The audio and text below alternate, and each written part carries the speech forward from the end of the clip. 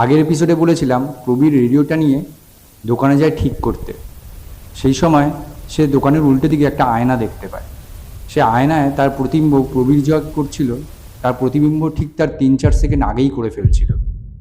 এবার বলবো এর পিছনের আসল রহস্যটা।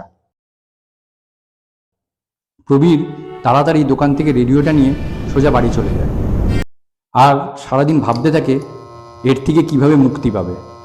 অবশেষে সে স্থির করে আজ সে রেডিওটাকে ভেঙে ফেলবে। তাই রাতের বেলা সে রেডিওটা নিয়ে তার বাড়ির ছাদে যায়। সে ভেবেছিল ছাদ থেকে রেডিওটা নিচে ফেলে দেবে। রেডিওটা নিয়ে গিয়ে সে ছাদের পাঁচিলে রাখে।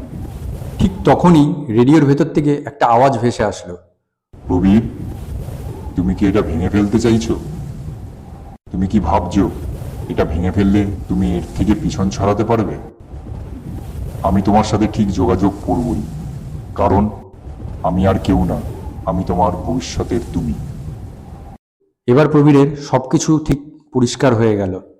ও বুঝতে পারল কিভাবে ও সব ভবিষ্যতের কাজ আগে থেকেই বলে দিচ্ছে, কারণ এই রেডিওর ভেতর থেকে যে বলছে সে তার প্রবীরের ভবিষ্যতের সাথেই যুক্ত। এবার থেকে প্রবীর যা করবে তার সিদ্ধান্ত প্রবীর আর নিতে পারবে না, তার সিদ্ধান্ত নেবে এই রেডিওটাই।